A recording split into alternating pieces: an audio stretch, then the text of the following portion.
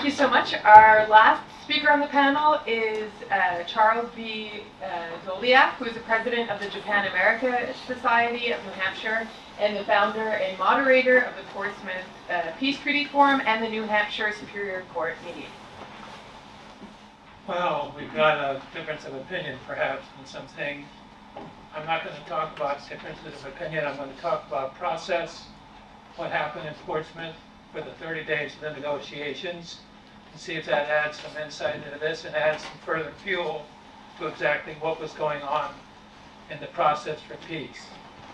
We're going to talk about adding to this bedlam that was going on in Portsmouth is local people, citizen diplomacy, creating the atmosphere and priorities of the people at this table during the time of the negotiations deadlocked and before. Professor Tillich has laid out a very nice premise to how we got to Portsmouth. When we got to Portsmouth, what happened? The people from Portsmouth were ready for the delegates to arrive. They had prepared, they had arranged for Wentworth by the Sea.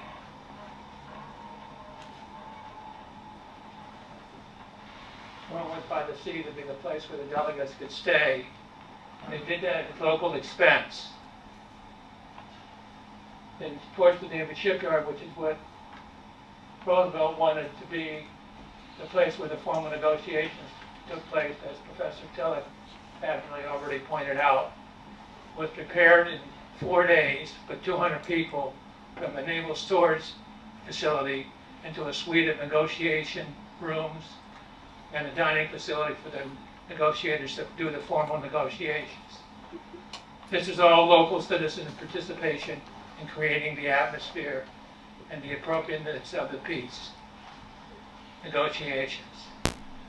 For peace negotiations to occur,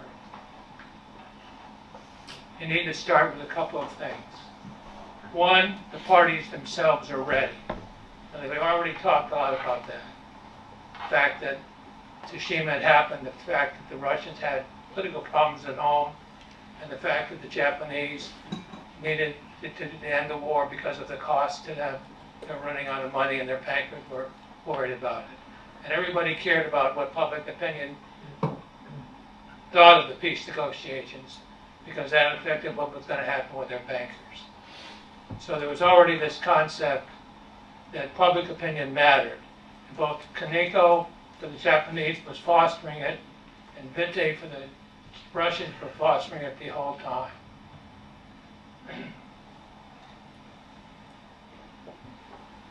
So when the peace negotiations were determined to be at Portsmouth, because Roosevelt wanted them there, the local people from Portsmouth, along with their state government, went down to the Japanese embassy and the Russian embassy and invited them both to come to New Hampshire or Portsmouth. And that was not a formal invitation at first. It was set informally by the congressional delegation, the executive council, and the governor, because New Hampshire cared about tourism. They wanted the negotiations to be at a hotel in New Hampshire, which was in the tourist business. And they had great hotels in the Lakes region, and they had Wentworth by the Sea on the ocean. So they wanted the negotiations to be successful. So first of all, you got to have the parties that want to go to negotiate. Second of all, you got to have a mediator who's neutral. We've already heard from two people about those two factors being considered the case. Russia was allied with the French. The British were allied with the Japanese. Roosevelt was neutral, and so he was the only major player that could do it. But I agree with Professor Tillich that he wanted to do it. Very interesting about that. He wanted to do it. If you tried to vote on it with Congress, they probably wouldn't want to be involved because they were isolationists, but not Roosevelt. He wanted to make a mark. He wanted the United States to enter the world stage, not speaking softly and carrying a big stick, but being the person who could be the mediator of the end of the only largest, and not the only, the largest hot war ever fought between two nations up until that time. He really wanted to do that, so he put himself, in, as Professor Tillich said, into the forefront of that. But we got a problem. The problem is you've got to have a mediator or a negotiator who is very wise and tactical. Why? Because Roosevelt was not wanted to be at the table as a mediator by either the Japanese or the Russians. The Russians had a problem with the Europeans taking away their peace negotiation results with Europeans when they were fighting the Turks, and the Japanese had had the same problem when they were negotiating with the Chinese over the Sino-Japanese War in 1895. So they didn't want Roosevelt at the table. So Roosevelt needed a hospitable place that could provide the informal backdrop and hospitality that was needed to keep the delegates taken care of.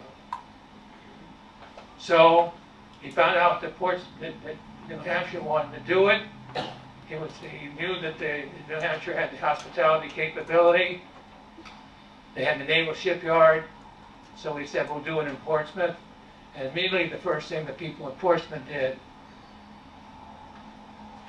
after Roosevelt met with the delegates at Oyster Bay, they welcomed the delegates with a magnificent parade.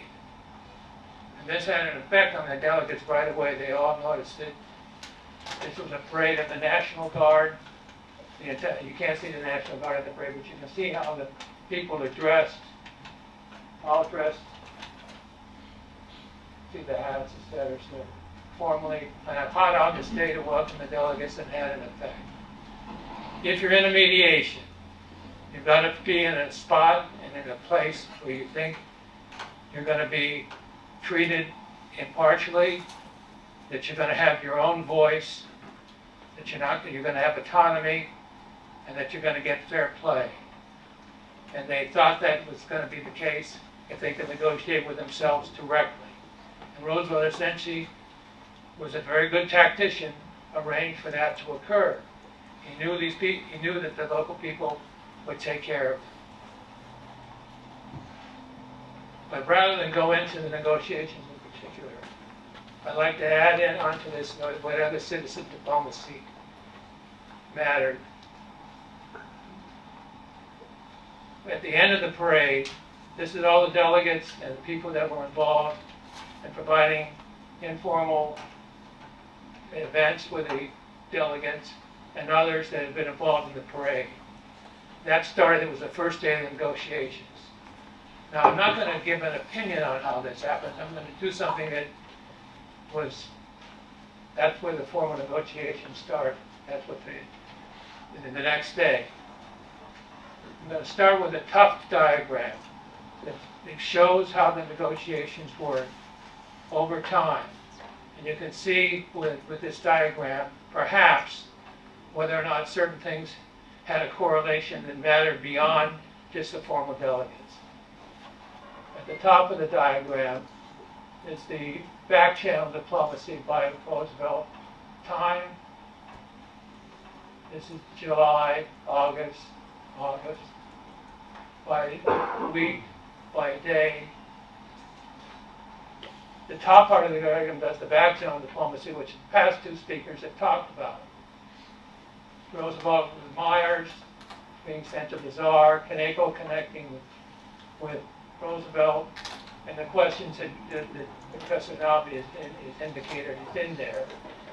And then at the final, this is when the General finally decided on their own to accept the peace without an indemnity and with only half the stock. The middle part of the diagram starts with a parade over here, but it's every day, and it's got every day with 24 hours, so you can show the time that was involved.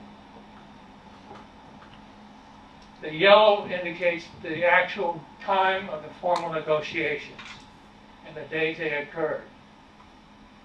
Beneath there, at the bottom, are the 12 demands that the Japanese and the Russians were negotiating about, and when each one of those particular points of interest or claims were resolved.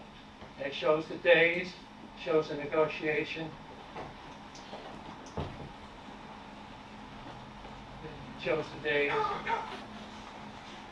when the negotiation took care of that particular claim.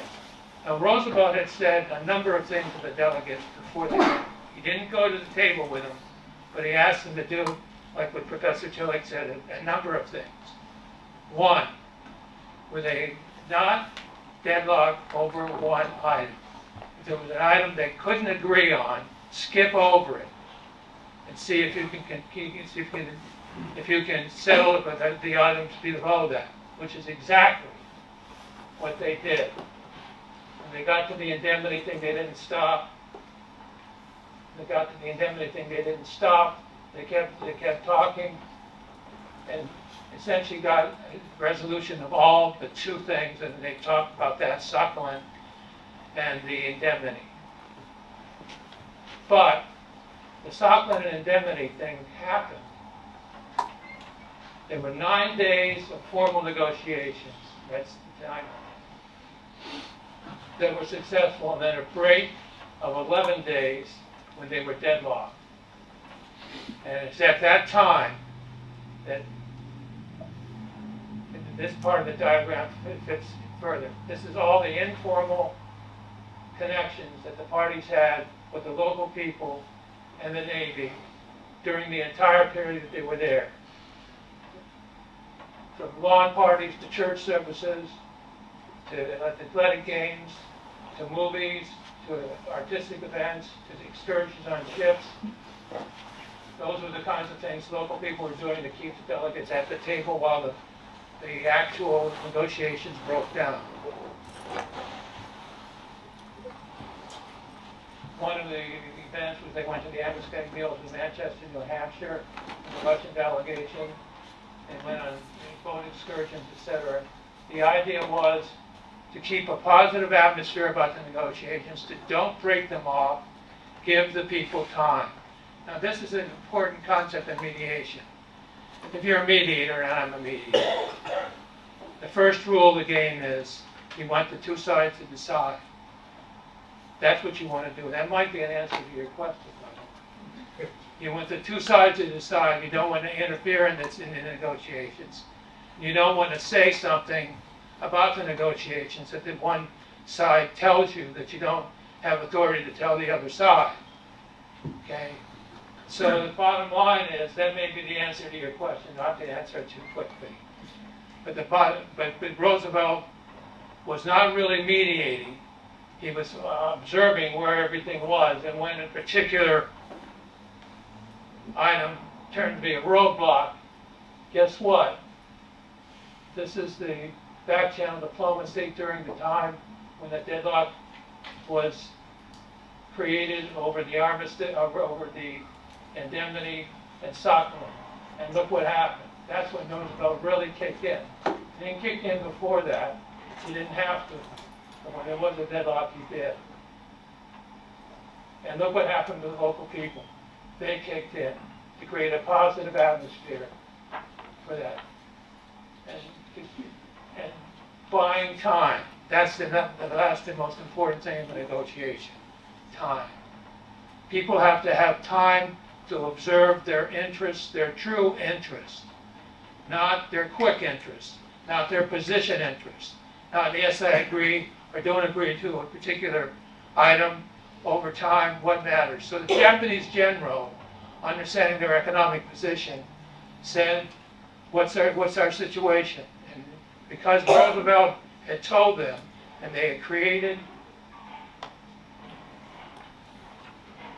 resolution of all these items here. By the way, the two items that they did not agree on did not include the items that Japan had gone to war over. They went to war over control of Korea and Manchuria primarily. They had settled all that. The only issue was paying for the war and Sakhalin Island. So when the Japanese general really looked at their interests over time, the people staying at the table being aided in that regard by the local populace encouraging them to do that with their events that provided hospitality and a positive atmosphere. The general made their decision and created peace and a love. Thank you.